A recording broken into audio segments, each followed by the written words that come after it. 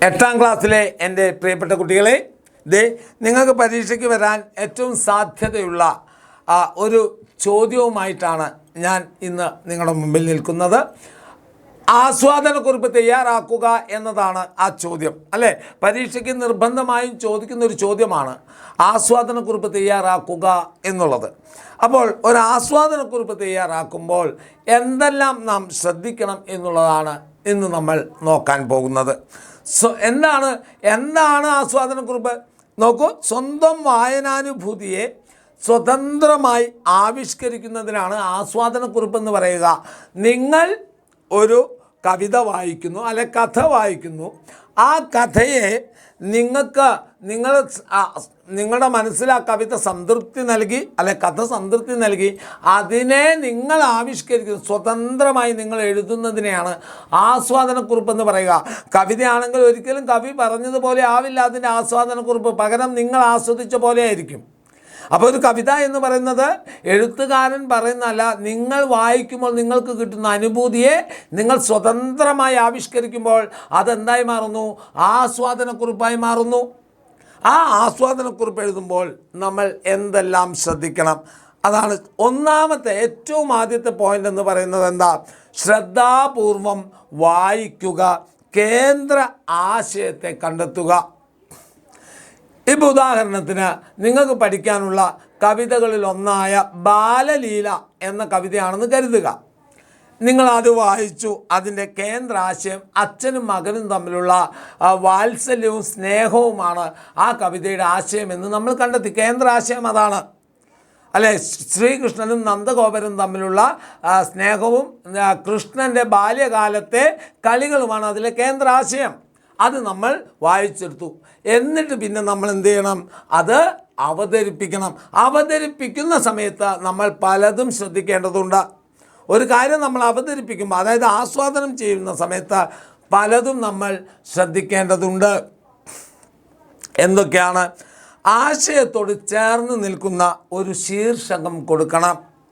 ഇപ്പോൾ ഉദാഹരണത്തിന് നമ്മൾക്ക് മൊഴിമുത്തുകൾ എന്ന കവിത, ആ യൂണിറ്റിലെ ONV കുറുപ്പിൻ്റെ ആ തുടക്കത്തിലെ കവിതയാണ് തന്നതെങ്കിൽ മലയാള ഭാഷയാകുന്ന പൈങ്കിളി, കണ്ടോ? ഒരു ഹെഡിങ്, ആ കവിതയുടെ ആശയം ഉൾക്കൊള്ളുന്ന ഒരു ഹെഡിങ് നമ്മൾ കൊടുത്തു. അപ്പോൾ ആസ്വാദനം എഴുതുമ്പോൾ ആ കവിതയുടെ ആശയം ഉൾക്കൊള്ളുന്ന ഒരു ശീർഷകം കൊടുക്കാൻ നിങ്ങൾ മറക്കരുത്. ആദ്യം നമ്മൾ ചെയ്യേണ്ടത് ശീർഷകം കൊടുക്കുക എന്നുള്ളതാണ്. ഇനി ഖണ്ഡിക തിരിച്ച്, പാരഗ്രാഫ് തിരിച്ച് എഴുതണം. അതെങ്ങനെയാണ്? ആമുഖമാണ് ആദ്യത്തെ പാരഗ്രാഫ് എഴുതേണ്ടത്. ആമുഖം എഴുതുന്നത് ആരെക്കുറിച്ചായിരിക്കണം?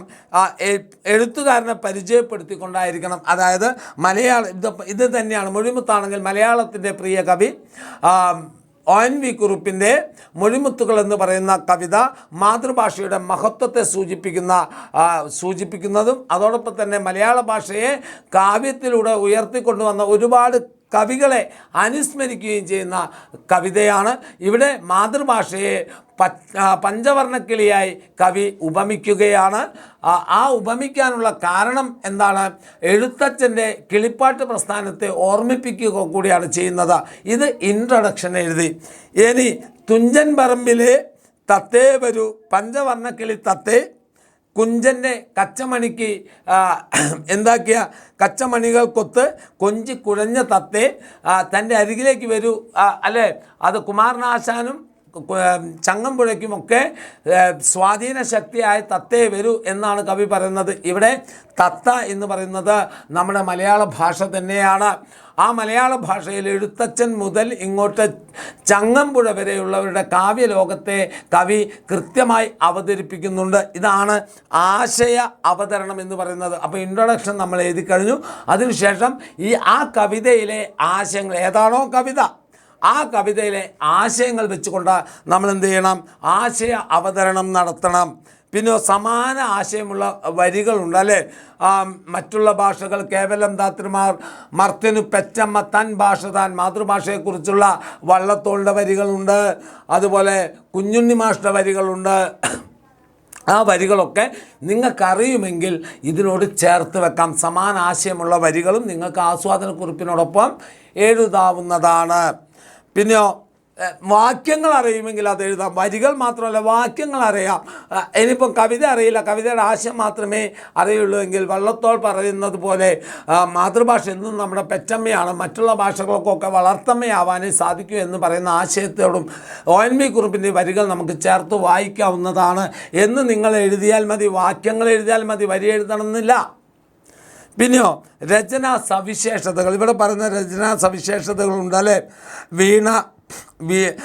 വീണപ്പൂവ്, വീണകൾ മീട്ടിയ, ഇക്കളി, ഇത്തിരി, കുഞ്ചൻ, പഞ്ചം, തുഞ്ചൻ, കൊഞ്ചി, ഇങ്ങനെ അക്ഷരങ്ങളുടെ ആവർത്തനം കൊണ്ട് കിട്ടുന്ന ഒരു താളഭംഗി ഈ കവിതയ്ക്കുണ്ട്. അല്ലെങ്കിൽ നിങ്ങൾക്ക് തന്നിരിക്കുന്ന കവിത ഏതാണോ അതിന് എന്തെങ്കിലും പ്രത്യേകതയുണ്ടോ ആ പ്രത്യേകത കൂടി ഉൾപ്പെടുത്തിക്കൊണ്ട് വേണം എന്ത് ചെയ്യാൻ, നിങ്ങൾ അവസാനിപ്പിക്കാൻ, കൺക്ലൂഷൻ പാരഗ്രാഫ് എഴുതാൻ. അതോടൊപ്പം തന്നെ കവിതയ്ക്ക് എന്തെങ്കിലും പ്രസക്തി ഉണ്ടോ, അല്ലേ, ഇന്നത്തെ കാലത്ത് എന്തെങ്കിലും പ്രാധാന്യമുണ്ടോ, അതും കൂടെ ചേർത്ത് എഴുതണം. പിന്നെ നിങ്ങളുടെ അഭിപ്രായം കൂടെ കൺക്ലൂഷൻ ഭാഗത്ത് എഴുതിയിട്ട് മാത്രമേ ആസ്വാദനക്കുറിപ്പ് നിർത്താൻ പാടുള്ളൂ. ഇങ്ങനെ വേണം ആസ്വാദനക്കുറിപ്പ്. ഈ ഒരു തന്നിരിക്കുന്ന ഈ ഘടനയെല്ലാം ഉൾപ്പെടുത്തിക്കൊണ്ട് നിങ്ങൾ ആസ്വാദനക്കുറിപ്പ് എഴുതിയാൽ തീർച്ചയായിട്ടും നിങ്ങൾക്ക് എന്തുണ്ട്, അതിൻ്റെ മാർക്ക് കിട്ടും. ഇപ്പോൾ ഉദാഹരണത്തിന് പൗർണമി അല്ലേ, അങ്ങനെ അതാണ് ചോദിക്കുന്നതെന്ന് കരുതുക. പൗർണമി എന്ന കവിതയ്ക്ക് ആസ്വാദനക്കുറിപ്പ് തയ്യാറാക്കുക എന്നാണ് നിങ്ങൾക്ക് തരുന്നതെങ്കിൽ നിങ്ങൾക്ക് എന്ത് ചെയ്യാൻ പറ്റും? മലയാളത്തിലെ പ്രശസ്ത കവി അക്കിത്തം അച്യുതൻ നമ്പൂതിരിയുടെ 20-ാം നൂറ്റാണ്ടിൻ്റെ ഇതിഹാസം എന്ന് പറയുന്ന ജനകീയ കവിതയിൽ നിന്നും എടുത്തൊരു ഭാഗമാണ് പൗർണമി എന്ന് പറയുന്നത്. മനുഷ്യൻ എങ്ങനെയാണ് ഏറ്റവും മഹാനായി മാറുന്നത് എന്നതാണ് ഈ കവിതയിലൂടെ കവി പറയാൻ ആഗ്രഹിക്കുന്നത് ഇൻട്രൊഡക്ഷനായി. അതിനുശേഷം നമ്മൾ ആശയാവതരണം.